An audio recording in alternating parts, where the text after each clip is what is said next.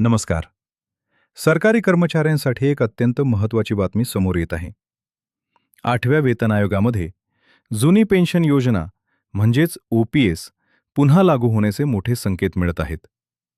काय आहे ही संपूर्ण बातमी आणि सरकार यावर नक्की काय विचार करत आहे? सविस्तर माहितीसाठी हा व्हिडिओ शेवटपर्यंत नक्की पहा. Voice over.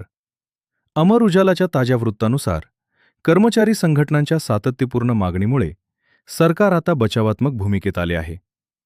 All India national pension system employees फेडरेशनचे अध्यक्ष डॉक्टर मनजित सिंह पटेल यांनी दावा केला आहे की 8व्या वेतन आयोगाच्या टर्म्स ऑफ रेफरन्स TOR मध्ये जुन्या पेन्शनच्या बहालीचा उल्लेख असण्याची 100% शक्यता आहे. Voice over. सध्या लागू असलेल्या युनिफाईड पेन्शन स्कीममध्ये कर्मचाऱ्यांना 50% पेन्शनचा लाभ मिळाला आहे. मात्र कर्मचाऱ्यांची मागणी ही पूर्ण 15% वाढ करून जुनी पेन्शन योजना जशीच्या तशी लागू करण्याची आहे.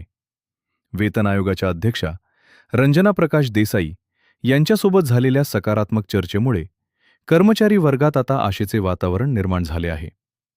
Voice over. या निर्णयामागे आगामी विधानसभा आणि लोकसभा निवडणुकांचे मोठे समीकरण असल्याचे बोलले जात आहे. अनेक राज्यांमध्ये कर्मचाऱ्यांचा रोष पत्करणे सरकारला परवडणारे नाही. त्यामुळेच सरकार आता सकारात्मक पावले उचलत असल्याचे संकेत मिळत आहेत. कर्मचाऱ्यांच्या प्रमुख मागण्यांमध्ये निश्चित पेन्शनची गॅरंटी आणि महागाई भत्त्यासह पेन्शन सुधारणेचा समावेश आहे. Voice over. तर मित्रांनो, जर 8व्या वेतन आयोगात जुनी पेन्शन लागू झाली तर याचा फायदा करोडो सरकारी कर्मचाऱ्यांना होईल. तुम्हाला काय वाटते? सरकार खरंच हा मोठा निर्णय घेईल का? तुमच्या प्रतिक्रिया कमेंट्समध्ये नक्की कळवा. अशाच नवनवीन अपडेटसाठी आमच्या चॅनलला सबस्क्राईब करायला विसरू नका. धन्यवाद.